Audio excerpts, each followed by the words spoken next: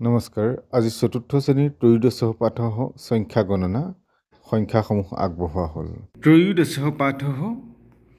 ইয়াত দিয়া হৈছে সংখ্যা গণনা ইয়াত ক্ৰমাগতভাৱে 1ৰ পৰা 30 লৈকে সংখ্যাসমূহ দেখুওৱা হৈছে ইয়াত এটা কথা দেখুওৱা হোৱা নাই যদিও আমি জানিব লাগিব যে 1ৰ পৰা 4 লৈকে সংখ্যা কেইটাক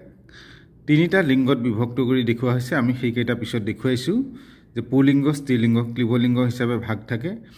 তাৰ পাছত 5ৰ পৰা ক্ৰমাগতভাৱে একেই থাকে গতিকে এতিয়া চোৱা কেনে ধৰণে একম দ্বে ত্ৰীণি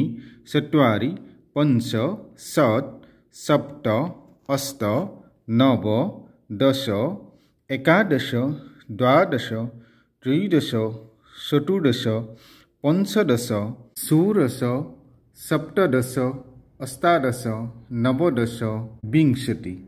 একবিংশতি দ্বাবিংশতি ত্ৰয়োবিংশতি চতুৰ্বিংশতি পঞ্চবিংশতি ষটবিংশতি সপ্তবিংশতি অষ্টবিংশতি নৱবিংশতি ত্ৰিংশত অৰ্থাৎ আমি ইয়াত যদি চাওঁ 1ৰ পৰা 20 লৈকে যদি লেখা হয় তেতিয়াহ'লে আমি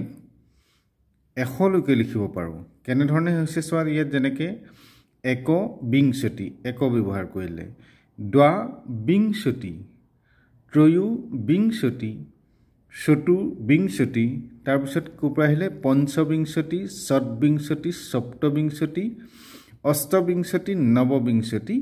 ত্ৰিংশত তাৰপিছৰখিনিও যদি গাওঁ একত্ৰিংশত দ্বাত্ৰিংশত ত্ৰয়োত্ৰিংশত চতুৰ্ত্ৰিংশত তাৰপিছত পঞ্চ ষট সপ্ত অষ্ট এনেকৈ গুচি আহিলে তাৰমানে ইয়াৰ আধাৰতে আমি 100 লৈকে কৰিব পাৰোঁ কিন্তু আশীৰ ঘৰটো অকমান বেলেগ হয় যে